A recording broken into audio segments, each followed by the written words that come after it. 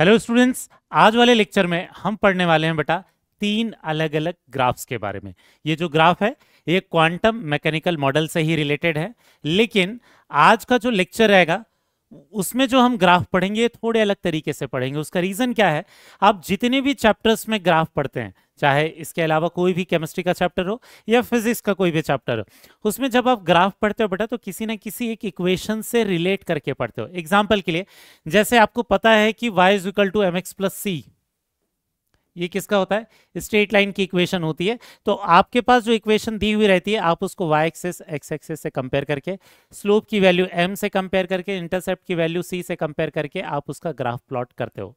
तो यहाँ नॉर्मली आपके पास क्या रहता है, जब भी हम ग्राफ प्लॉट करते हैं तो हमें कोई ना कोई एक मैथमेटिकल इक्वेशन दी हुई रहती है। ठीक है, वो जो मैथमेटिकल इक्वेशन दी हुई रहती है उसी को यूज करके हम ग्राफ बनाते हैं। लेकिन हमें ये पता है कि क्वांटम मैकेनिकल मॉडल पूरा का पूरा कहां से निकल कर आया है, श्रोडिंगर्स वेव इक्वेशन से निकल कर आया है। लेकिन हमने वो श्रोडिंगर्स वेव इक्वेशन पढ़ा नहीं है। हम उसका बेसिक इक्वेशन जरूर देखेंगे बेटा, उसको सॉल्व कैसे करते हैं, बट हमें वो इक्वेशन का सॉल्यूशन सिलेबस में नहीं है और इसलिए हमने अभी तक उस इक्वेशन को नहीं पढ़ा है। ठीक है, क्योंकि ये जो भी चीजें हैं, ये जो भी हम ग्राफ निकालेंगे वो भी कुछ चीजों को याद करने के बाद या कुछ चीजें या कुछ प्रॉपर्टीज को याद करने के बाद आप निकालोगे, आप इक्वेशन से नहीं निकालोगे। ठीक है, पहले ये समझ लेते हैं कि कौन कौन से ग्राफ हमें इस लेक्चर में सीखने हैं और फिर उसके बाद ये जाएंगे कि अलग अलग ऑर्बिटल्स के लिए वो ग्राफ कैसे हम प्लॉट करते हैं, कैसे हम ड्रॉ करते हैं। ठीक है, तो पहली चीज, हमें इस पूरे चैप्टर में, वैसे तो हमने बोर्स मॉडल में भी ग्राफ पढ़ा था, फोटो इलेक्ट्रिक इफेक्ट में भी ग्राफ पढ़ा था, लेकिन वो सारे ग्राफ स्ट्रेट लाइन वाली इक्वेशन से कंपेयर करके आए थे। बट यहां पर ये जो तीन तरीके के हम ग्राफ पढ़ेंगे, उन तीनों ग्राफ में ये जो वेरिएबल्स जो लिख रखे हैं, ये साई जो लिख रखा है या साई स्क्वायर लिख रखा है, या 4πr² साई स्क्वायर जो लिखा हुआ कहीं पर भी आपको मिलेगा, उसका मतलब क्या है, पहले इसके बारे में जान लेते हैं, फिर उनका ग्राफ प्लॉट करेंगे। तो एक्चुअल में हमें यहां पर क्वांटम मैकेनिकल मॉडल में एक जो ग्राफ प्लॉट करना है उसमें क्या है, साई वर्सेस आर। आर क्या रहेगा, रेडियस, रेडियस या क्या बोल सकते हो आप, डिस्टेंस। तो ये जो आर रहेगा ये डिस्टेंस फ्रॉम क्या रहेगा, न्यूक्लियस। आर तो क्लियर है, डिस्टेंस फ्रॉम न्यूक्लियस होगा। पहले हमारा ये जानना जरूरी है ये साई का मतलब क्या है। तो हम सिंबल ऐसा दिखाते हैं, लेकिन ये पढ़ते उसको क्या है, साई है। अब ये साई बताता क्या है, एक्चुअल में हमने याद होगा पढ़ा था कि जो ये पूरे का पूरा क्वांटम मैकेनिकल मॉडल जो निकल कर आया वो किससे निकल कर आया, श्रोडिंगर्स की वेव इक्वेशन से। जब उसने इलेक्ट्रॉन को वेव की तरह माना था, ठीक है, याद है क्या, हमने बोला था कि ये जो इलेक्ट्रॉन होगा इसको अगर हम वेव की तरह मानेंगे तो ये कुछ इस तरीके से अपने वेव्स कंप्लीट करेगा। तो इलेक्ट्रॉन को जब वेव की तरह माना तो उस वेव के लिए लिखी हुई इक्वेशन, उस इक्वेशन को हम क्या बोलते हैं, साई। ठीक है, तो पूरी इक्वेशन ना लिखते हुए उसको केवल एक वेरिएबल से रिप्रेजेंट कर देंगे, किससे, साई से। जैसे ये कुछ वैसा ही है, जैसे मान लेते हैं हमारे पास y इज इक्वल टू क्या लिखा हुआ रहता, 4x³ minus 3x² plus 5x plus 7, ऐसा मान लेते हैं कोई एक इक्वेशन होता।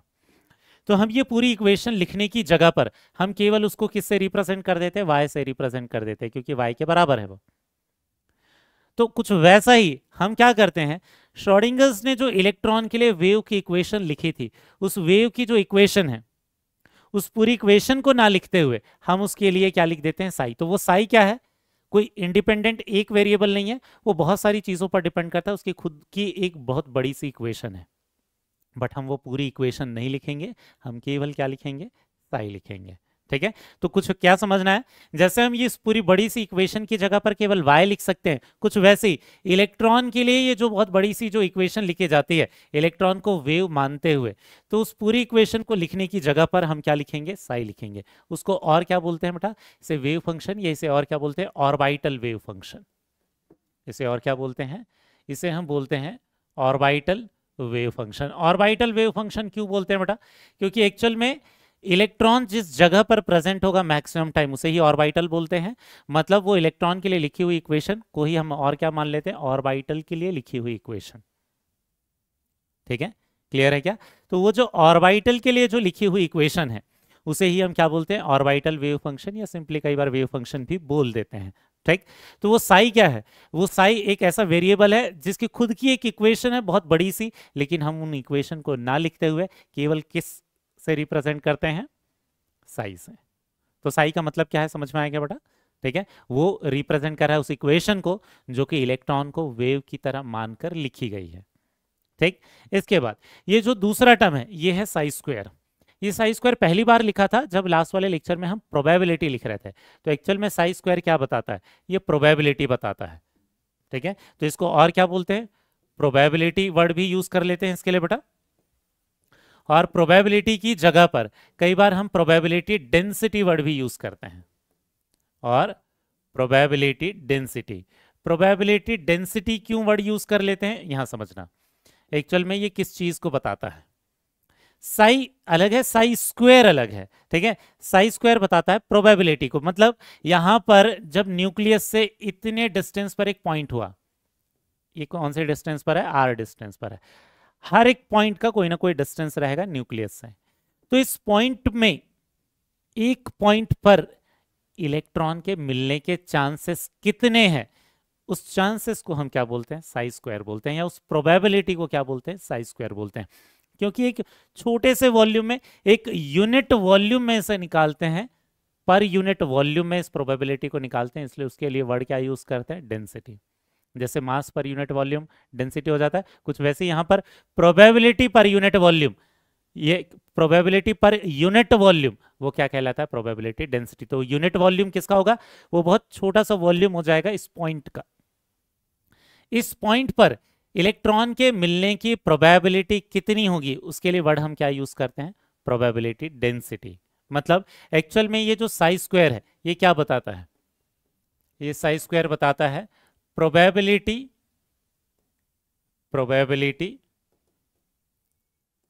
Per unit volume, probability per unit volume. Unit volume बोलने का मतलब क्या है, एक पिकोमीटर क्यूब वाला कोई एक वॉल्यूम रहेगा, या एक एंगस्ट्रॉम क्यूब वाला एक कोई वॉल्यूम रहेगा, उस बहुत छोटे से वॉल्यूम के अंदर, ठीक है, एक एंगस्ट्रॉम क्यूब तो काफी बड़ा हो गया, ठीक है, बट बहुत छोटे से वॉल्यूम के अंदर जिसकी वैल्यू क्या रहेगी, एक यूनिट, कुछ भी हो सकता है, वैल्यू एक रहेगी, उसे बोलते हैं यूनिट वॉल्यूम। उसमें जो भी प्रोबेबिलिटी रहेगी per unit volume at a point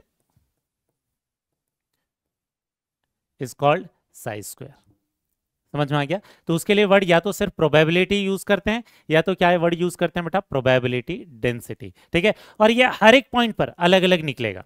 जैसे एग्जांपल के लिए ये जो साई स्क्वायर है यहां देखना, न्यूक्लियस से जब इतना डिस्टेंस होगा तो इस पॉइंट के लिए अलग निकलेगा, न्यूक्लियस से जब इतना डिस्टेंस होगा तो इस पॉइंट के लिए अलग निकलेगा, न्यूक्लियस से जब ये इतना डिस्टेंस हो जाएगा तो इस पॉइंट के लिए अलग निकलेगा। समझ में आ गया, ठीक है। तो हर एक पॉइंट पर जो वो जो इलेक्ट्रॉन के जो मिलने की जो प्रोबेबिलिटी, अगर डिस्टेंस अलग अलग हो जाएगा तो प्रोबेबिलिटी भी अलग अलग निकल कर आएगी, ठीक। तो ये हर एक पॉइंट के लिए निकालते हैं और उसका फिर ग्राफ प्लॉट करते हैं। तो अभी तो हम केवल इन टर्म का मीनिंग समझ रहे हैं, साई स्क्वायर को क्या बोलेंगे, या तो प्रोबेबिलिटी या तो प्रोबेबिलिटी डेंसिटी, ठीक है। अब तीसरा वर्ड जो है ये क्या है, 4πr² साई स्क्वायर। इसका मतलब क्या है समझना, इसमें भी आपको एक कॉमन चीज तो दिख रही होगी, ये साई स्क्वायर है। इसको बोलते क्या है, इसे हम बोलते हैं बेटा radial probability distribution.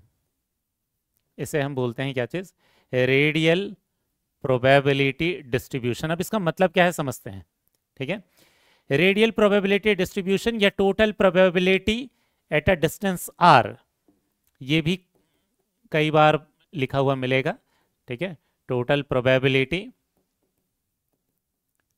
Eight a distance r, एक आर डिस्टेंस पर टोटल जो प्रोबेबिलिटी है, ठीक है, एक पॉइंट पर नहीं, एक डिस्टेंस पर टोटल प्रोबेबिलिटी। अब इसका मतलब समझना, ठीक है।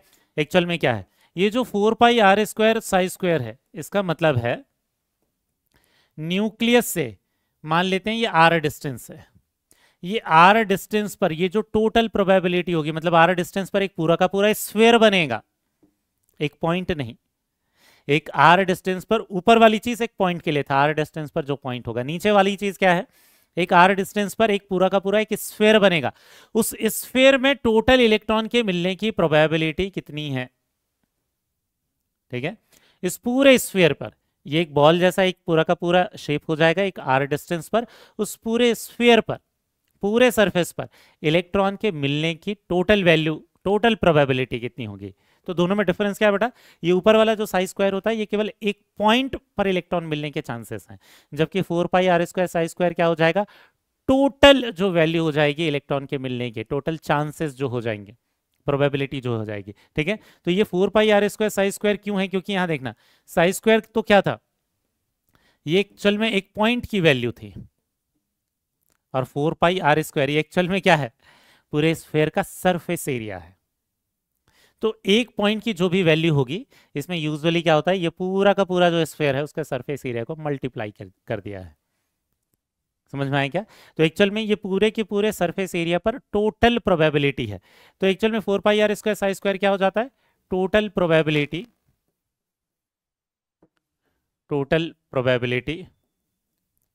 on a spherical surface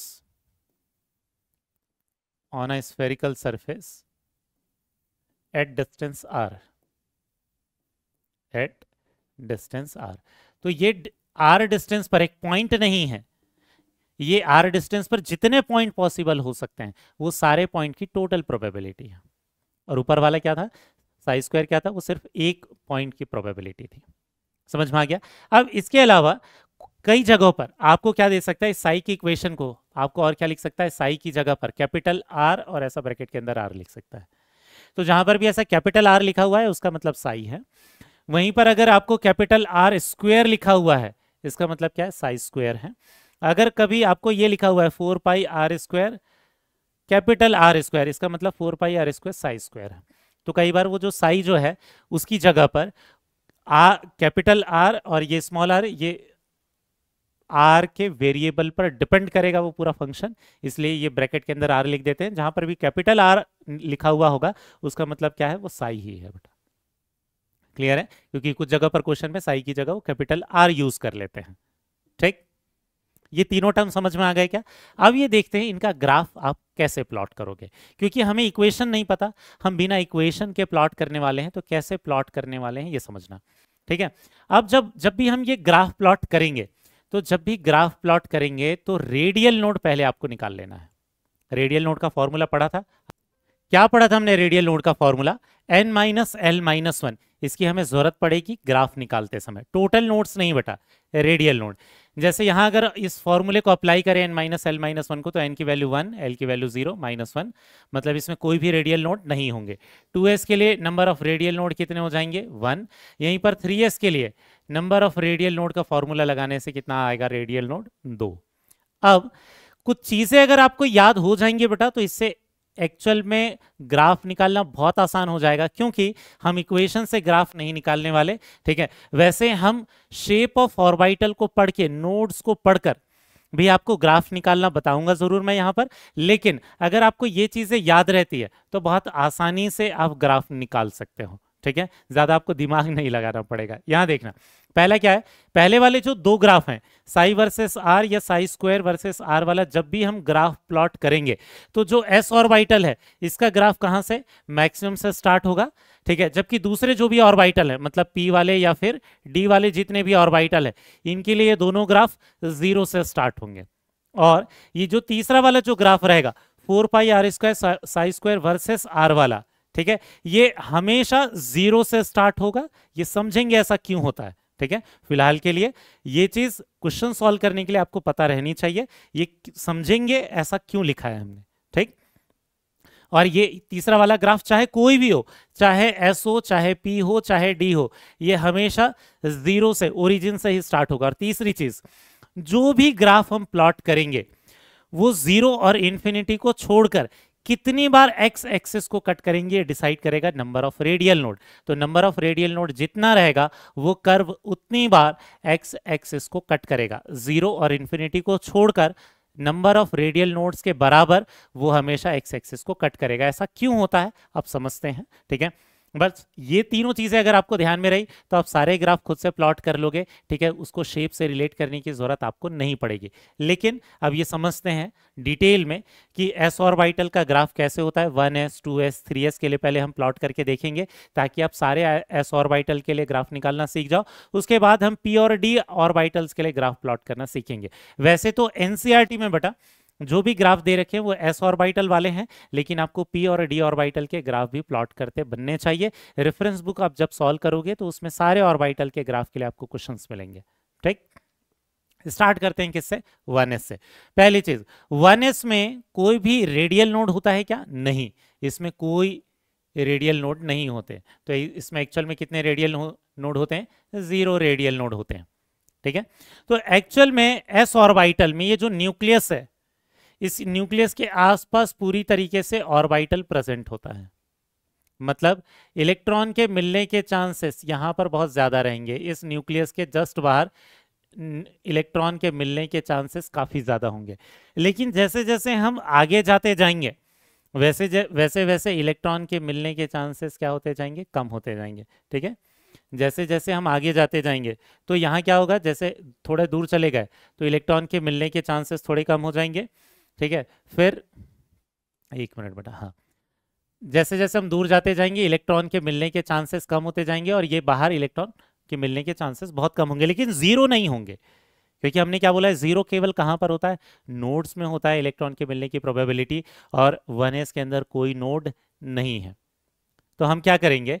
क्योंकि न्यूक्लियस के जस्ट बाहर इलेक्ट्रॉन के होने के चांसेस बहुत ज्यादा हैं, तो ये वाला ग्राफ प्लॉट करते समय हम मैक्सिमम से स्टार्ट करेंगे, और जैसे जैसे हम आगे जाते जा रहे हैं, जैसे जैसे रेडियस बढ़ते जा रहा है, वैसे वैसे इलेक्ट्रॉन के मिलने के चांसेस कम होते जाएंगे। लेकिन ये कट नहीं करेगा बेटा। एक्स एक्सिस को कट करने का मतलब ये है कि वहां पर इलेक्ट्रॉन के मिलने की प्रोबेबिलिटी जीरो हो गई, जबकि 1s में कोई भी नोड्स नहीं है, कोई भी रेडियल नोड्स नहीं है, तो जीरो कभी नहीं होना चाहिए। ठीक है, तो कुछ टेक्स्ट बुक में जब ये प्रिंट हुआ रहता है तो कुछ जगहों पर आपको मिल सकता है कि ये दोनों एक दूसरे को क्या कर रहे हैं? टच कर रहे हैं। वो इसलिए क्योंकि प्रिंटिंग में दिक्कत हो जाती है, इसीलिए। अदरवाइज ये लास्ट वाले पॉइंट को ये एक्स एक्सिस से टच करता हुआ नहीं दिखाना है। समझ में आ गया? थोड़ा सा गैप रखेंगे जरूर, लेकिन वो गैप रहेगा। ठीक, और ये मैक्सिमम से स्टार्ट होगा। मैक्सिमम से क्यों स्टार्ट होगा समझ में आया क्या? क्योंकि ये न्यूक्लियस के जस्ट बाहर वाला पूरा का पूरा पोर्शन उस ऑर्बिटल के अंदर है, तो न्यूक्लियस के जस्ट बाहर इलेक्ट्रॉन के होने के चांसेस बहुत ही ज्यादा हैं। और इसलिए हमने क्या बोला था? पहला वाला पॉइंट कि एस ऑर्बिटल के लिए ये जो साई और साई स्क्वायर का ग्राफ होगा, ये कहां से स्टार्ट होगा? मैक्सिमम से। क्यों? क्योंकि न्यूक्लियस के जस्ट बाहर इलेक्ट्रॉन के होने के चांसेस एस ऑर्बिटल में बहुत ज्यादा होंगे। समझ में आया? तो ये एक ग्राफ हमने प्लॉट कर लिया है।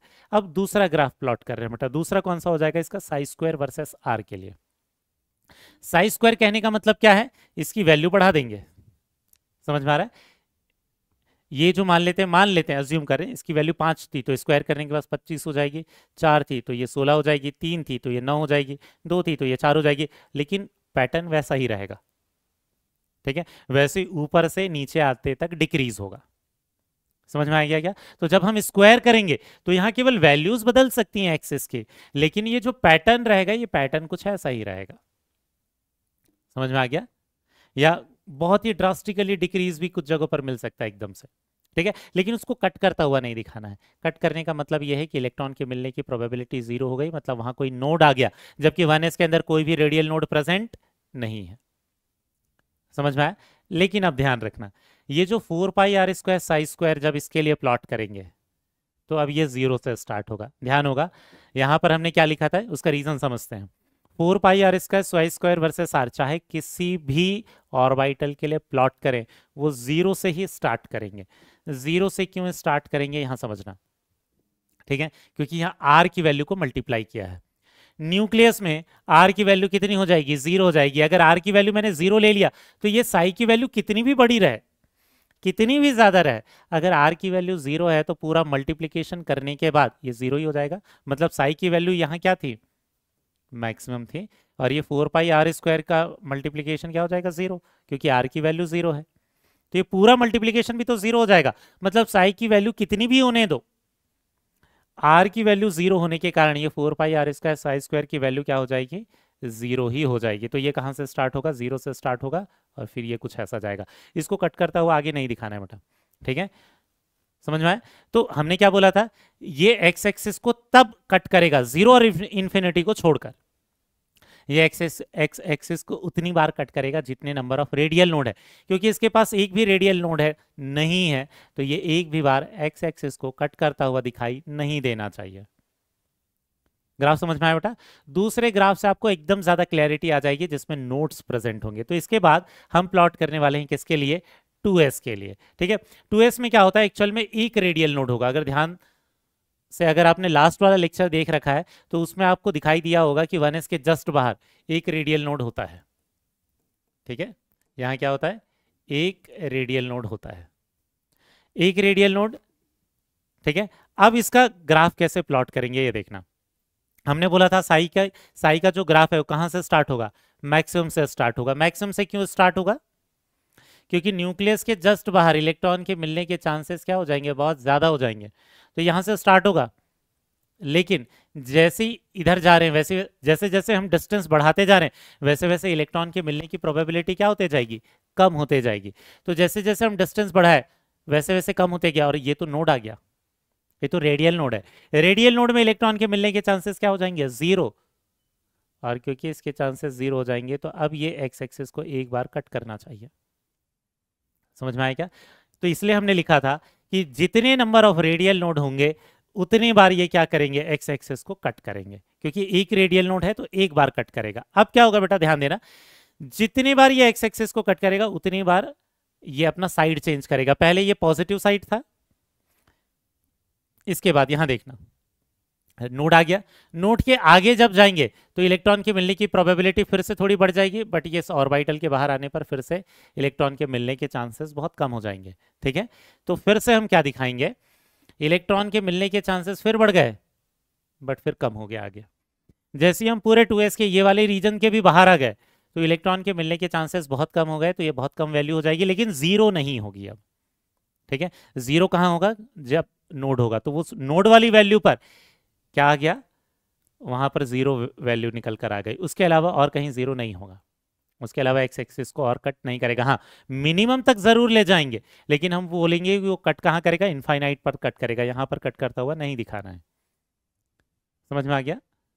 ठीक, तो ये एक रेडियल नोड था, तो ये एक बार ये ग्राफ क्या कर रहा है? कट कर रहा है। और साई वाले ग्राफ में जितने बार रेडियल नोड आएंगे उतनी बार कट करके वो अपना साइड चेंज करेगा। पहले प्लस था तो ये माइनस हो गया, अब और रेडियल नोड आ जाएगा तो माइनस से फिर वो वापस से प्लस में चला जाएगा।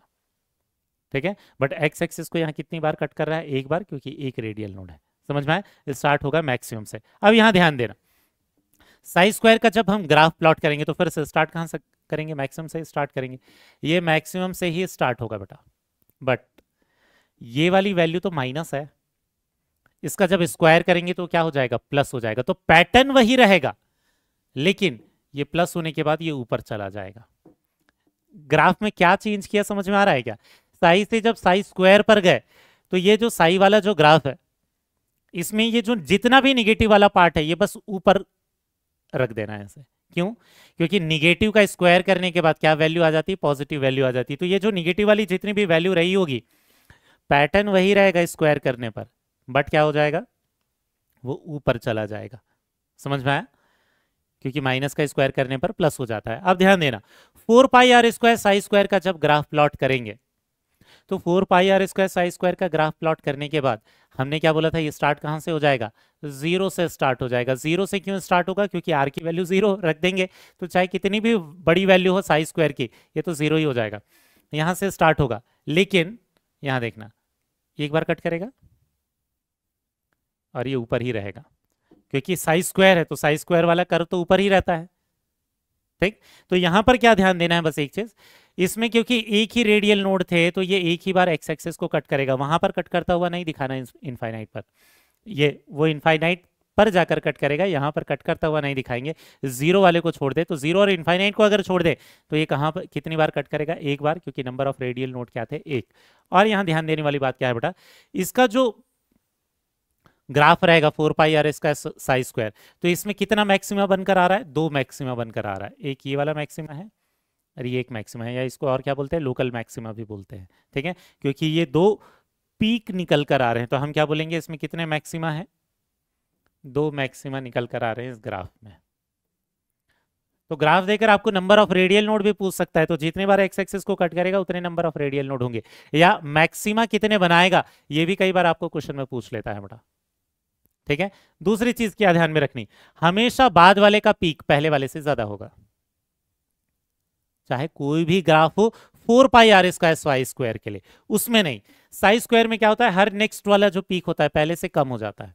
इस साई स्क्वायर में क्या होता है, नेक्स्ट पीक जो होता है यूजुअली वो क्या होता है, लोअर होता है, ये लोअर होता है पहले वाले से, लोअर देन प्रीवियस वन। ठीक, लेकिन यहां पर हर जो नेक्स्ट पीक होगा किसके, 4πr² साई स्क्वायर में, हर एक जो नेक्स्ट पीक होगा वो क्या होगा, हायर देन प्रीवियस, हायर होगा पहले से। ऐसा क्यों है ये समझते हैं, इस वाले ग्राफ में ऐसा क्यों हो रहा है ये समझते हैं। ठीक है, ऐसा इसलिए हो रहा है बेटा क्योंकि ये 4πr² मल्टीप्लाई कर रहे हैं, जैसे जैसे r की वैल्यू बढ़ते जाएगी ये 4πr² की वैल्यू बढ़ते जाएगी, और 4πr² की वैल्यू बढ़ने के कारण ये वाला जो एरिया है ये एक्चुअल में ज्यादा आना चाहिए। समझ में आ गया, क्लियर है, इसका पीक क्या हो जाएगा, हायर हो जाएगा। समझ में आया क्या, क्योंकि यहाँ सिर्फ साई स्क्वायर नहीं है, साई स्क्वायर के साथ और क्या मल्टीप्लाई किया है, ये 4πr², आर जितना ज्यादा वो पीक उतना ज्यादा होगा यहां पर। क्लियर हुआ, तो ये ग्राफ हो गए किसके, 2s ऑर्बिटल के लिए।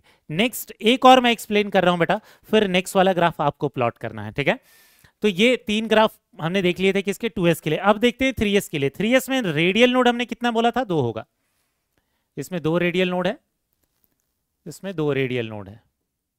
ये व्हाइट वाला जो शो कर रखा है बेटा 3s के अंदर, एक 1s के बाहर बनेगा, एक 2s के बाहर बनेगा, 2 रेडियल नोड है। मतलब कितनी बार कट करना चाहिए, 2 बार कट करना चाहिए हर एक ग्राफ में। अब यहां देखना, साई का जो भी ग्राफ होगा वो स्टार्ट कहां से होगा, मैक्सिमम से।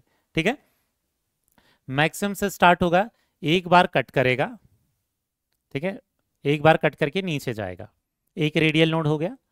दूसरी बार जब ये कट करेगा तो ये फिर क्या हो जाएगा, ये जब दूसरी बार कट करेगा, ये जब दूसरी बार कट करेगा तो ये ऊपर आ जाएगा, क्योंकि हमने क्या बोला ये हर बार साइड चेंज करता है, और फिर ये इनफाइनाइट तक जाता रहेगा।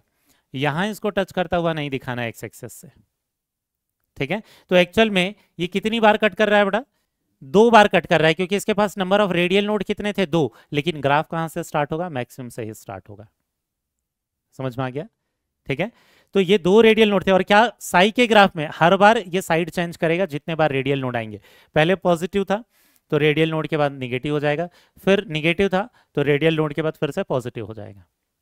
बट जब साई स्क्वायर का ग्राफ प्लॉट करेंगे तो स्टार्ट तो मैक्सिमम से ही होगा, लेकिन ये जो नीचे वाला जो पार्ट है ये ऊपर चला जाएगा, क्योंकि स्क्वायर कर रहे हैं तो निगेटिव वाली वैल्यू का स्क्वायर क्या हो जाएगा, पॉजिटिव हो जाएगा। तो ये ऊपर से स्टार्ट होगा, एक बार कट करेगा, ये दूसरी बार कट करेगा, और ये फिर ये मिनिमम तक चला जाएगा, लेकिन 0 नहीं होगा वो सबसे लास्ट में। तो ये कितनी बार कट करता हुआ दिखाई दे रहा है बेटा, 2 बार कट करता हुआ दिखाई दे रहा है। ठीक है, तो एक्चुअल में इसमें कितने रेडियल नोड है, क्योंकि 2। समझ में आ गया। जब 4πr² साई स्क्वायर के लिए ड्रॉ करेंगे तो क्या हो जाएगा, ये वाली जो मैक्सिमम से स्टार्ट हो रही थी जो वैल्यू, अब वो कहां पर आ जाएगी, 0 से, क्योंकि r की वैल्यू से मल्टीप्लाई किया है। ठीक है, तो ये 0 से स्टार्ट होगा, पहला वाला एक बार कट किया, फिर दूसरी बार कट किया, ठीक है, और फिर क्या हो जाएगा, ये कुछ ऐसा निकल कर आएगा। उसको कट करता हुआ नहीं दिखाएंगे। कितनी बार कट कर रहा है, 2 बार कट कर रहा है। 2 बार इसलिए कट कर रहा है क्योंकि 2 रेडियल नोड है, तो 0 और इनफाइनाइट को छोड़कर ये 2 बार कट करेगा। मैक्सिमा कितना निकल कर आएंगे, 3। रेडियल नोड कितने निकल कर आएंगे, 2। समझ में आएगा बेटा। यहां हर एक नेक्स्ट वाला जो पीक है वो पहले वाले पीक से क्या हो जाएगा, हायर हो जाएगा। क्लियर हुआ। तो ये हमने एस ऑर्बिटल के 3 ग्राफ प्लॉट करना सीख लिया। हमने क्या बोला, एस ऑर्बिटल में साई या साई स्क्वायर हर बार ऊपर से स्टार्ट, मैक्सिमम से स्टार्ट होगा, कट उतनी बार करेंगे जितने नंबर ऑफ रेडियल नोड होंगे। यहां पर हर बार वो साइड चेंज करेगा रेडियल नोड के बाद, लेकिन यहां पर हर चीज ऊपर ही रहेगी क्योंकि स्क्वायर करने पर प्लस हो जाएगा। 4πr² साई स्क्वायर कोई भी ग्राफ हो, किसी भी ऑर्बिटल का हो, हर बार स्टार्ट होगा 0 से, और हर नेक्स्ट पीक पहले से हायर होगा। अगेन कट उतनी बार करेंगे जितनी बार क्या होगा, रेडियल नोड निकल कर आएगा। समझ में आया बेटा। तो ये 3 हमने एस ऑर्बिटल के लिए ग्राफ पढ़ लिया है। अब यहां देखना, नेक्स्ट वाला जो है 4s के लिए, ये आपको प्लॉट करना है बेटा, ठीक है, खुद से ट्राई करना बेटा, फिर मैं यहाँ सॉल्यूशन बता रहा हूँ। 4s के लिए नंबर ऑफ रेडियल नोड कितने हो जाएंगे? नंबर ऑफ रेडियल नोड निकल कर आएंगे 4 minus 0 minus 1 n minus l minus 1, मतलब 3, मतलब ये 3 बार कट करने चाहिए। साई वाला मैक्सिमम से स्टार्ट होगा, एक बार कट करके नीचे जाएगा, दूसरी बार कट करके ऊपर आएगा, फिर तीसरी बार कट करके फिर से नीचे चला जाएगा। समझ में आया क्या? हर बार कट करने के बाद ये साइड चेंज करेगा साई वाले ग्राफ में।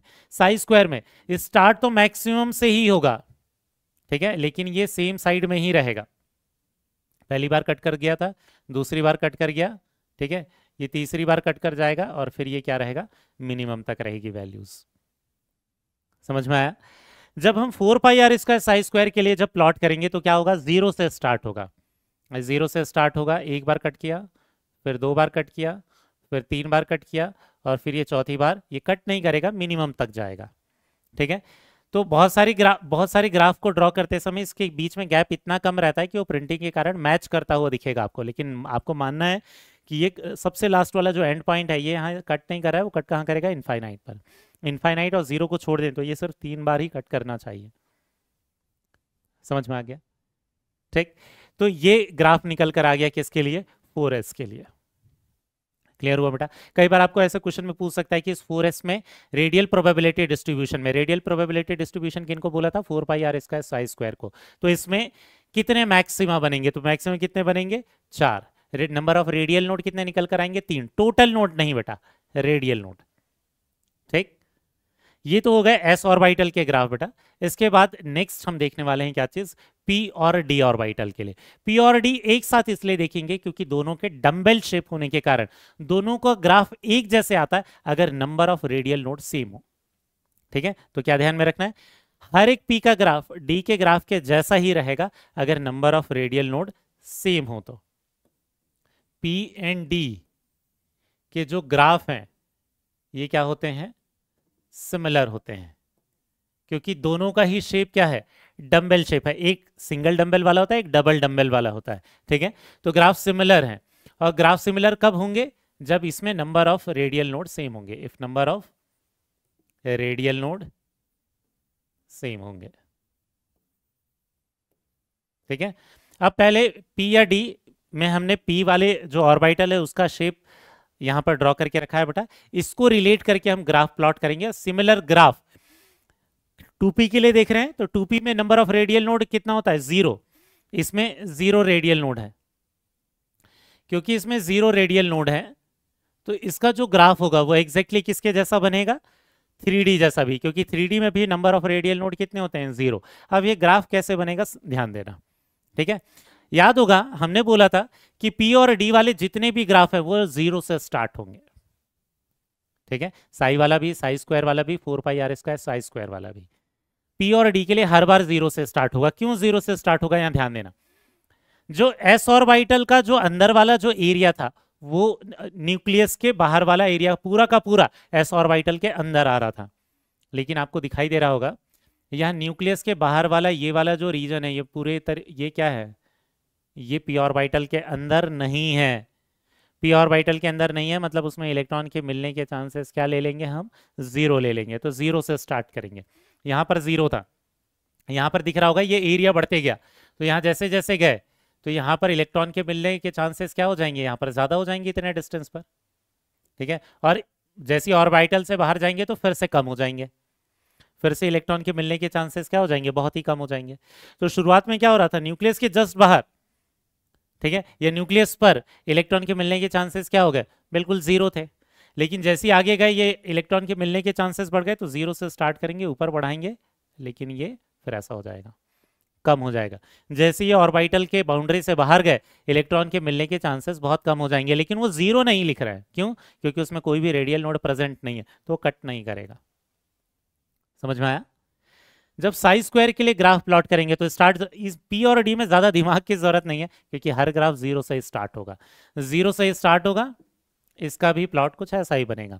4 pi r square psi square आपको पता है 0 से स्टार्ट होगा, ये कुछ ऐसे ही बनेगा। किसी में भी 0 और इनफाइनाइट को छोड़कर एक भी बार वो कट नहीं करेगा, क्योंकि नंबर ऑफ रेडियल नोड कितने हैं बेटा, 0 है।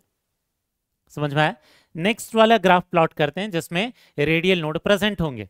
तो नेक्स्ट देख लेते हैं 3p ऑर्बिटल। 3p ऑर्बिटल में एक रेडियल नोड प्रेजेंट होगा, फॉर्मूले से हम निकाल भी सकते हैं। तो यहां ड्रॉ करके रखा हुआ है, देखना, एक रेडियल नोड प्रेजेंट है, ठीक है। और 3p के लिए जैसा ग्राफ होगा 4d का ग्राफ भी वैसा ही होगा, क्योंकि दोनों में नंबर ऑफ रेडियल नोड कितने आते हैं?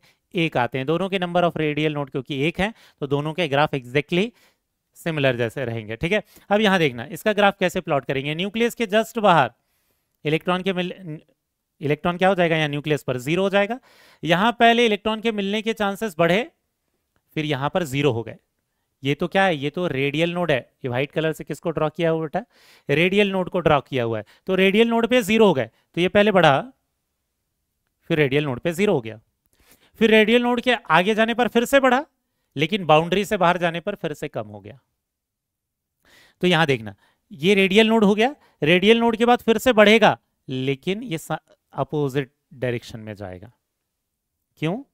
क्योंकि पहले प्लस था, तो रेडियल नोड आने के बाद माइनस में चला जाएगा। अगर माइनस होगा तो फिर नेक्स्ट रेडियल नोड आने के बाद प्लस में चला जाएगा। अब ये रूल कुछ वैसा ही है जैसा हमने एस ऑर्बिटल के लिए पढ़ा था। समझ में आ रहा है क्या? तो यहाँ ये हर बार साई वाले ग्राफ में साइड चेंज करेगा, बाकी सब में तो वो पॉजिटिव ही रहता है क्योंकि स्क्वायर है, बट यहाँ पर नेगेटिव आ जाएगा हर एक रेडियल नोड के बाद, ठीक है, साइड चेंज करने के बाद। यहाँ अगेन आगे जाके कट नहीं करेगा, एक ही बार कट करेगा क्योंकि एक ही रेडियल नोड है। समझ में आए? तो हम प्लॉट कर रहे हैं, ये ओरिजिन है हमारे, ये ओरिजिन है, न्यूक्लियस को हम एज अ ओरिजिन ले रहे हैं, ठीक। अब देखना, साई स्क्वायर वाला ग्राफ जब प्लॉट करेंगे तो ये नीचे वाला पार्ट कहाँ चला जाएगा? ऊपर चला जाएगा। इसका ग्राफ कैसे हो जाएगा? ये हो गया, एक बार कट कर गया, फिर ये ऐसा हो जाएगा, आगे इनफाइनाइट तक जाएगा फिर वो, ठीक है। एक बार कट कर रहा है क्योंकि इसके पास नंबर ऑफ रेडियल नोड कितने हैं? एक है। अब जब 4πr इसका साई स्क्वायर ड्रॉ करेंगे तो वैसा ही बनेगा, बस नेक्स्ट वाला पीक पहले वाले से हायर हो जाएगा। तो ये क्या हो जाएगा? ये एक बार कट करेगा, ठीक है, एक ही बार कट करेगा इनफैक्ट बेटा। नेक्स्ट वाला पीक पहले वाले से हम हायर दिखाएंगे 4πr इसका साई स्क्वायर में। तो ये वाला ग्राफ वैसा ही होता है जैसे एस ऑर्बिटल का होता है, क्योंकि एस हो, पी हो, डी हो, कोई भी हो, 4πr इसका साई स्क्वायर हमेशा कहाँ से स्टार्ट होगा? 0 से ही स्टार्ट होगा। क्लियर है? समझ में आ गया बेटा? ठीक। अब इसके बाद देखना, नेक्स्ट किसके लिए? 4p के लिए ड्रॉ कर रहे हैं। 4p के लिए क्या हो जाएंगे? नंबर ऑफ रेडियल नोड 2 हो जाएंगे। इसके पास 2 रेडियल नोड है। अगर 2 रेडियल नोड है तो 2 रेडियल नोड और किस में होते हैं? 5d में भी होते हैं। तो 4p और 5d दोनों के ग्राफ क्या हो जाएंगे? सिमिलर आ जाएंगे। अब यहाँ कैसे प्लॉट करेंगे ये देखना, न्यूक्लियस पर यहाँ से 0 से स्टार्ट होगा, यहाँ तक इलेक्ट्रॉन के मिलने के चांसेस बढ़ेंगे, रेडियल नोड में 0, फिर से बढ़ेंगे, फिर 0, फिर से बढ़ेंगे और इसके आगे कम हो जाएंगे बाउंड्री के बाहर जाने पर, ठीक है। तो यहाँ पर क्या हुआ? ये बढ़ा, फिर क्या हो गया? ये शुरुआत में इलेक्ट्रॉन के मिलने के चांसेस बढ़े, फिर 0 हो गया, फिर अपोजिट डायरेक्शन में चला जाएगा, पहले प्लस में था माइनस में, ठीक है। अब ये जो दूसरा नोड है, ये दूसरे नोड कट करने के बाद फिर से ऊपर आ जाएगा और फिर ये मिनिमम तक जाएगा। कैसे प्लॉट कर रहे हैं समझ में आ रहा है? हर बार रेडियल नोड आने के बाद वो अपना क्या करेगा? साइड चेंज करेगा, ठीक। साई स्क्वायर के लिए जब ग्राफ प्लॉट करेंगे तो यही नीचे वाला जो है वो ऊपर चला जाएगा, पॉजिटिव वाले क्वाड्रेंट में चला जाएगा, ठीक है। तो यहाँ पर क्या हो जाएगा? ये कुछ ऐसा, एक बार कट करने के बाद फिर ये ऊपर, और फिर दूसरी बार कट करने के बाद फिर से ये कुछ ऐसा। कैसे प्लॉट किया समझ में आ गया? बस सिमिलर ही रहेगा दोनों का ट्रेंड, बस जो नीचे वाला पार्ट है वो ऊपर शिफ्ट हो जाएगा स्क्वायर करने के कारण, ठीक। सबसे लास्ट 4πr इसका साई स्क्वायर स्टार्ट तो 0 से ही होना है हर किसी ऑर्बिटल के लिए, लेकिन हर नेक्स्ट वाला पीक पहले वाले से हायर होगा। तो ये हो जाएगा पहला वाला कुछ ऐसा, फिर ये दूसरी बार कट करेगा, फिर ये तीसरी, ये तो मैक्सिमम 3 बनेंगे, लेकिन वो तीसरी बार वो कट करता हुआ नहीं दिखाएंगे, 2 ही बार बीच में कट करेगा। समझ में आ गया बेटा? ठीक है। तो ये 3 मैंने ग्राफ बता दिए। नेक्स्ट वाला जो p और d ऑर्बिटल के लिए जो ग्राफ है ये आपको खुद से प्लॉट करना है। जो 5p के लिए भी वैसा ही रहेगा जैसे 6d के लिए रहेगा। इन दोनों में नंबर ऑफ रेडियल नोड कितने होते हैं? 3 होते हैं। 3 रेडियल नोड अगर हैं तो इसका ग्राफ आप कैसे प्लॉट करोगे खुद से ट्राई करना बेटा, फिर यहाँ से सोल्यूशन मैच करना, ठीक है। तो 3 रेडियल नोड है, स्टार्ट कहाँ से होगा? 0 से ही स्टार्ट होगा, एक बार कट करेगा, दूसरी बार कट करेगा, तीसरी बार कट करेगा और फिर ये ऐसा हो जाएगा, 1 2 3 बार कट कर रहा है। ग्राफ समझ में आया? जब साई स्क्वायर वाला ग्राफ प्लॉट करेंगे तो ये सारे नीचे वाले जो पार्ट हैं ये ऊपर शिफ्ट हो जाएंगे, तो ये हो जाएगा, फिर ये दूसरा, फिर ये तीसरा, और फिर ये मिनिमम तक जाएगा। समझ में आया? जब 4πr² होगा तो ग्राफ वैसा ही बनेगा, बट नेक्स्ट वाला पीक पहले वाले से हायर हो जाएगा। ठीक है, ये एक बार कट कर गया, फिर ये दूसरी बार कट कर गया, फिर ये तीसरी बार कट कर गया, और ये चौथी बार ये कुछ ऐसा हो जाएगा। तो मैक्सिमम कितने निकल कर आ जाएंगे? 4। रेडियल नोड कितने निकल कर आएंगे यहाँ से? 3। समझ में आ गया बेटा? तो ये हो गए पी और डी के ग्राफ। ठीक है, तो इसको जल्दी से रिकैप करते हैं, क्या पढ़ा था हमने, जो हमने रूल पढ़े थे। इस रूल को याद करके एक्चुअल में आप सारे ग्राफ निकाल सकते हो। क्या बोला था कि जो साई और साई स्क्वायर वाला जो ग्राफ होगा, चाहे एस का हो चाहे जो एस ऑर्बिटल रहेगा, ये स्टार्ट होगा कहां से? मैक्सिमम से। पी और डी के लिए स्टार्ट होंगे ये दोनों ग्राफ कहां? 0 से। और 4πr² साई स्क्वायर वाला तो ग्राफ कोई भी ऑर्बिटल का हो वो 0 से स्टार्ट होंगे। ठीक है, और कितने टाइम्स वो कट करेंगे? एक्स एक्सिस को कितने बार कट करेंगे? जितने नंबर ऑफ रेडियल नोड होंगे। अगर यही रूल पता है तो आप सारे ग्राफ इजीली ड्रॉ कर सकते हो, आपको शेप वेप याद करने की जरूरत नहीं पड़ेगी। समझ में आ गया? रेडियल नोड कहाँ आएगा, कैसे आएगा, ये सब कंपेयर करने समझाने के लिए मैंने जरूर बता दिया बेटा, लेकिन इसे आपको कंपेयर करने की जरूरत नहीं पड़ेगी। ठीक है, अगर वो रूल आप याद रखते हो तो। अब सबसे लास्ट देखना, एनसीईआरटी ने एक ग्राफ प्लॉट कर रखा है, वहां लोगों को गलतियां हो जाती है कि सर आपने बोला है कि एक्स एक्सिस को कट करेगा, वहां कट करता हुआ नहीं दिखाता। क्यों नहीं दिखाता? यहां देखना, उन्होंने क्या किया है, 2s के लिए ये ग्राफ प्लॉट करके दिखाया है। कौन सा? साई वर्सेस आर का प्लॉट। तो साई वर्सेस आर का प्लॉट कैसे आ रहा है वहां पर देखना, ये कुछ ऐसे आ रहा है। ठीक है, साई वर्सेस आर का कुछ ऐसे है। वो इसलिए है बेटा क्योंकि उन्होंने जो ये एक्स एक्सेस ड्रॉ किया है ये माइनस वाले पार्ट से है, ओरिजिन से नहीं है। ठीक है, अगर हम इसको ओरिजिन से ले जाएंगे तो ये ग्राफ वैसा ही आ जाएगा जैसा हमने पढ़ा था। तो वो एक्चुअल में ओरिजिन कहाँ पर दिया है ध्यान रखना, ये इंटरसेक्शन पर दिया है या ऊपर दे रखा है, इस चीज का ध्यान रखना बेटा, उसके कारण कुछ लोगों को मिस्टेक हो जाती है। समझ में आया क्या? ठीक, तो यहाँ क्या दिख रहा है, अगर मैं ये वाला एक्सिस को नीचे ले जाऊं तो फिर ये ग्राफ यहाँ कट करता हुआ नहीं दिखाई देगा। ठीक है, वो इसलिए दिखाई दे रहा है, हमने जितने भी ग्राफ प्लॉट किए हैं वो इसलिए दिखाई दे रहा है क्योंकि हमने ग्राफ यहाँ से प्लॉट किया है, ओरिजिन से एक्स एक्सिस को लेकर गए हैं हम। समझ में आया? यहाँ कंफ्यूजन हो सकता है क्योंकि एनसीईआरटी में आपको वही वाला ग्राफ कुछ ऐसे दिखे में लिखा हुआ मिलेगा। क्यों? क्योंकि उन्होंने एक्स एक्सिस ड्रॉ किया है ये माइनस वाले से, माइनस वाली वैल्यूज से। समझ में आ गया?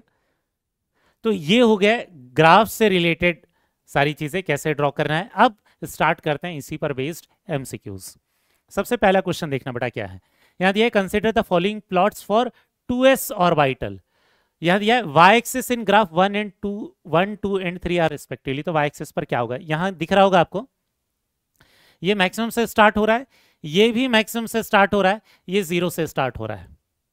तो 0 से स्टार्ट हो रहा है एस ऑर्बिटल में, मतलब ये क्लियर है कि ये वाला जो ग्राफ रहा होगा ये एक्चुअल में कौन सा रहा होगा, 4πr² साई स्क्वायर। और इसमें ये एक्स एक्सिस के नीचे आ रहा है, तो ये वाली चीज कब पॉसिबल होती है, ये वाली चीज तभी पॉसिबल होती है जब ये साई वाला ग्राफ होता है, क्योंकि साई स्क्वायर के ग्राफ में तो सारी चीजें ऊपर चले जाती हैं, मतलब यहां पर एक्सिस रहा होगा साई स्क्वायर। ठीक है, तो फर्स्ट वाले ग्राफ में जो वाई एक्सिस रहा होगा वो क्या रहा होगा, साई स्क्वायर।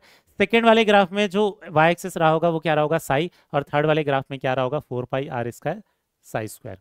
कुछ जगहों पर ये साई स्क्वायर को कैपिटल R स्क्वायर लिखा हुआ मिल सकता है, बेटा आपको ध्यान देना है। ठीक है, तो करेक्ट आंसर कौन सा हो जाएगा हमारा, सेकंड। ठीक, इसके बाद वाला जो क्वेश्चन है ये देखना, आप चाहो तो खुद से ट्राई कर सकते हो। क्वेश्चन में क्या लिखा हुआ है, the following graph plotted for ns orbital. कौन सा s ऑर्बिटल है नहीं लिखा है, आगे पूछा the value of n will be.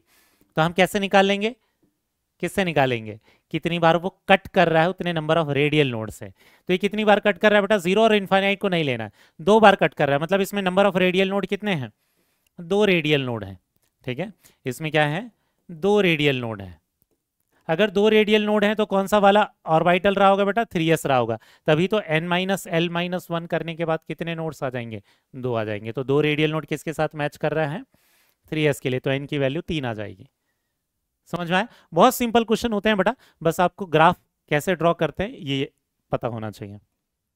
Question क्या है, which of the following is the correct representation of plot of radial probability. Radial probability distribution किसे बोलते हैं बेटा, 4πr², कैपिटल R स्क्वायर लिखा है यहाँ पर, कैपिटल R स्क्वायर कहने का मतलब आपको समझ में आ गया होगा, ये साई स्क्वायर है। 4 pi r square psi square है। आगे क्या लिखा है, in y axis versus distance from the nucleus in x axis for 1 electron of 4d atomic orbital. 4d atomic orbital, पहले नंबर ऑफ रेडियल नोड निकालेंगे तो समझ में आ जाएगा। नंबर ऑफ रेडियल नोड कितने हो जाएंगे, n माइनस l माइनस 1। तो नंबर ऑफ रेडियल नोड कितने आए, एक नंबर ऑफ रेडियल नोड आए हैं, इसका मतलब ये एक बार कट करेगा, एक बार कट करता हुआ केवल इसी ग्राफ में दिखाई दे रहा है बेटा। समझ में आ रहा है, मतलब करेक्ट आंसर हमारा कौन सा हो जाएगा, ये फोर्थ वाला हो जाएगा। और आपको दिख रहा होगा कि हर एक नेक्स्ट वाला जो पीक है वो पहले वाले पीक से हायर है। क्लियर हुआ। इसके बाद नेक्स्ट वाला जो क्वेश्चन यहाँ देखना, the number of local maxima in the radial distribution curve. Radial distribution curve मतलब किसकी बात कर रहा है ये, 4 pi r square psi square of 5d orbital. अब इसके लिए जब ड्रॉ करेंगे तो 5d के लिए number of radial node 5 minus l minus 1, तो ये कितना निकल कर आ जाएगा, ये निकल कर आ जाएगा 2। ठीक है, ये 2 तो रेडियल नोड हुए, मैक्सिमा नहीं हुए बेटा। यहां देखना ग्राफ होगा, एक बार कट करेगा, दूसरी बार कट करेगा और तीसरी बार कट नहीं करेगा, मैं मिनिमम तक जाएगा। बट हमें क्वेश्चन में पूछा मैक्सिमा कितने हैं, तो मैक्सिमा कितने निकल कर आएंगे, 3 निकल कर आएंगे। समझ में आए, जितने भी नंबर ऑफ रेडियल नोड निकल कर आने वाले हैं उससे हमेशा एक मैक्सिमा ज्यादा ही आएगा रेडियल प्रोबेबिलिटी डिस्ट्रीब्यूशन में। तो करेक्ट आंसर कौन सा हो जाएगा हमारा, 3। ठीक, इसके बाद नेक्स्ट क्वेश्चन क्या है, if the nodes at infinity are not neglected. हम इंफिनिटी पर कोई नोड्स नहीं लेते, बट इन्होंने बोला है कि उसको निग्लेक्ट नहीं करना है, काउंट करना है। क्वेश्चन में दे दिया है कि लेना है हमें, तो आगे क्या बोला, is the total number of radial and angular nodes. तो एक्चुअल में ये ग्राफ से रिलेटेड नहीं है, नोट से रिलेटेड है, बट ये क्या बोला है कि इनफाइनाइट वाली चीज को काउंट करना है, उसको निग्लेक्ट नहीं करना है। ठीक है, तो नॉर्मली हम 5f ऑर्बिटल के लिए टोटल नंबर ऑफ नोड्स क्या निकालते हैं, n-1, 5 - 1 कितना हो जाएगा, 4 निकालते हैं। बट यहां एक ऐड कर देंगे, कौन सी वाली वैल्यू को, इन्फिनिटी वाली वैल्यू को, क्योंकि क्वेश्चन में लेने के लिए बोला है। तो करेक्ट आंसर कितना आ जाएगा बेटा, 5 आ जाएगा, 4 + 1। समझ में आया। नॉर्मल अगर क्वेश्चन दिया होता है, यहां क्वेश्चन में ये कंडीशन मेंशन नहीं की हुई होती, तो करेक्ट आंसर कौन सा हो जाता, 4 हो जाता। ठीक, नेक्स्ट क्वेश्चन क्या है, student 1 has 2 correct information from student 2 and student 3 about a particular orbital of hydrogen atom, identify the orbital. पहला क्या दे रखा है, स्टूडेंट 2 के हिसाब से जो साई वर्सेस आर का जो ग्राफ है, इट स्टार्ट्स फ्रॉम मैक्सिमम। अगर स्टार्ट्स फ्रॉम मैक्सिमम है, इसका मतलब ये एस ऑर्बिटल तो होगा, इतना तो क्लियर है। आगे क्या बोल रहा है, student 3 the orbital has 2 radial node, मतलब ऐसा एस ऑर्बिटल जिसके 2 रेडियल नोड होंगे, तो एक्चुअल में कितना हो जाएगा, 3s। तो करेक्ट आंसर कौन सा हो जाएगा, 3s ऑर्बिटल, मतलब ऑप्शन 3 वाला हो जाएगा। पहला क्या लिखा है, s orbital with any principal quantum number, गलत। s ऑर्बिटल दे रखा है लेकिन किसी भी ऑर्बिट का हो सकता है क्या, नहीं, थर्ड ऑर्बिट का होना चाहिए, तभी ये दोनों इंफॉर्मेशन करेक्ट होगी। क्लियर हुआ। ठीक है, इसके बाद नेक्स्ट क्वेश्चन देखते हैं, ये मोर देन 1 ऑप्शंस करेक्ट हो सकते हैं, बस आपको क्या निकालना है कि कौन से स्टेटमेंट्स इसमें करेक्ट हैं। यहां देखना, ऑप्शन 1 क्या दिया है, the number of maxima in radial probability curve. Radial probability curve मतलब किसके लिए ड्रॉ करते हैं बेटा हम, ये 4 pi r square psi square versus r वाला ग्राफ है। ये किसके लिए, 2s के लिए। तो 2s में रेडियल नोड कितने होते हैं, 1, तो 1 होते हैं, तो ये एक बार कट करेगा, अगर एक बार कट करेगा तो मैक्सिमा 2 आ जाएंगे इसमें, क्योंकि इस वाले ग्राफ में कितने मैक्सिमा होते हैं, जितने नंबर ऑफ रेडियल नोड होते हैं +1। ठीक है, तो इसमें 2 R2 लिख रखा है इन्होंने नंबर ऑफ मैक्सिमम, मतलब पहला वाला स्टेटमेंट पूरी तरीके से करेक्ट है। ठीक है, दूसरा क्या दिया, द नंबर ऑफ स्फेरिकल और radial node is equal to n-l-1, formula तो सही है। ठीक है, ये करेक्ट है। थर्ड क्या दिया है, the number of angular nodes are l, ये भी करेक्ट है। ठीक है, तो थर्ड वाला स्टेटमेंट भी करेक्ट है। फोर्थ दे रखा है 5d हैज 3 एंगुलर नोड्स, गलत। d ऑर्बिटल चाहे कोई भी हो, उसमें कितने एंगुलर नोड्स होते हैं, 2 एंगुलर नोड्स होते हैं, तो ये फोर्थ वाला स्टेटमेंट करेक्ट नहीं है। तो फर्स्ट भी करेक्ट है, सेकंड भी करेक्ट है, और थर्ड स्टेटमेंट, ये तीनों स्टेटमेंट क्या है बेटा, करेक्ट स्टेटमेंट्स है। समझ में आ गया। इसके बाद आज के लेक्चर का सबसे लास्ट क्वेश्चन देखने वाले हैं बेटा, थोड़ा यूनिक क्वेश्चन है, थोड़ा अलग से ग्राफ को प्लॉट करके इन्होंने दिए रखा है। देखना, out of the following which of the following correct match for radial probability of finding the electron 2s orbital. Actual में क्या रहा होगा, 4 पाई आर स्क्वायर वाला ये ग्राफ रहा होगा, 4 pi r square psi square वाला ग्राफ है ये।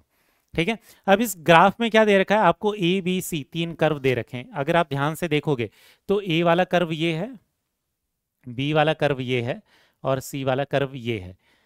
तो ए वाले कर्व का ये जो मैक्सिमम वाला जो पीक है उसका डिस्टेंस इतना है, बी वाले कर्व का जो पीक है उसका डिस्टेंस इतना है, और सी वाले कर्व का मैक्सिमम डिस्टेंस इतना है। इसका मतलब क्या है कि उसके इलेक्ट्रॉन, सी के इलेक्ट्रॉन होने के चांसेस सबसे ज़्यादा डिस्टेंस में है, और ए के इलेक्ट्रॉन होने के चांसेस बहुत न्यूक्लियस के पास है। और यहाँ ये तीनों ग्राफ अलग अलग एटम के लिए दे रखा है, हीलियम प्लस, हाइड्रोजन, लिथियम 2+, ये सब के सब सिंगल इलेक्ट्रॉन स्पीसीज हैं।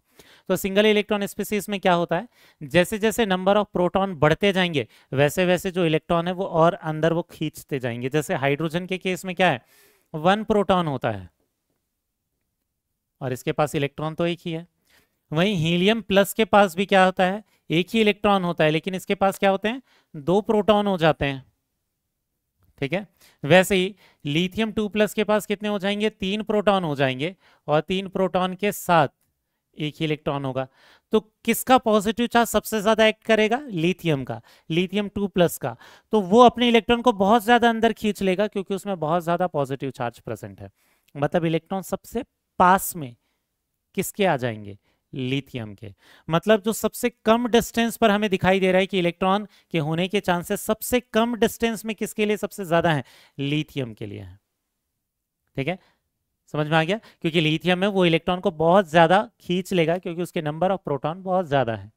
हाइड्रोजन उतना नहीं खींच पाएगा, तो हाइड्रोजन के इलेक्ट्रॉन के होने के चांसेस न्यूक्लियस से सबसे ज्यादा डिस्टेंस पर आएंगे। मतलब ये जो सी वाला जो कर्व है वो हाइड्रोजन के लिए, ए वाला जो कर्व है ये लिथियम 2+ के लिए है, और ये बीच वाला जो कर्व है वो किसके, हीलियम प्लस के लिए। मतलब ए किसके लिए हो जाएगा, लिथियम 2+, बी हो जाएगा हीलियम प्लस, और सी किसके लिए हो जाएगा, एच के लिए। तो करेक्ट ऑप्शन हो जाएगा कौन सा, थर्ड वाला। क्लियर हुआ बेटा आपको ये? ठीक है। तो आज वाले लेक्चर में हमने क्या सीख लिया है, ग्राफ एस और पी ऑर्बिटल और डी ऑर्बिटल के लिए कैसे प्लॉट करते हैं। इस पर बहुत अलग अलग क्वेश्चंस बन सकते हैं बेटा, लेकिन अगर आपने ग्राफ सीख लिया तो इसमें टाइम बहुत कम लगता है। ठीक है। अब इसके बाद नेक्स्ट वाले लेक्चर में हम पढ़ेंगे क्या चीज, श्रोडिंगर्स वेव इक्वेशन के बारे में। एक्चुअल में उस इक्वेशन को हमने अभी तक इसलिए नहीं पढ़ा था बेटा क्योंकि उस इक्वेशन को आप सॉल्व नहीं कर सकते। ठीक है, वो आपके सिलेबस में वो सॉल्व करना नहीं है, उसके लिए जितने कंसेप्ट की जरूरत है पड़ती है, जितने मैथ्स की रिक्वायरमेंट होती है उस इक्वेशन के सॉल्यूशन के लिए, वो आपने पढ़ा हुआ नहीं है, और इसीलिए हम उसको सबसे लास्ट में देख रहे हैं। हम कल नेक्स्ट वाले लेक्चर में क्या देखेंगे, वो श्रोडिंगर्स वेव इक्वेशन का बेसिक फॉर्म कैसे दिखाई देता है। ठीक है, और उस इक्वेशन से रिलेटेड कौन कौन सी थ्योरेटिकल स्टेटमेंट्स आपको पता रहने चाहिए, क्योंकि उसका सोल्यूशन हम नहीं सीखेंगे। क्लियर हो गया? और एक सबसे लास्ट टॉपिक के बारे में पढ़ेंगे जिसे हम क्या बोलते हैं, एंगुलर मोमेंटम। तो आज वाले लेक्चर को यहीं पर कंप्लीट करते हैं बेटा। Thank you, bye.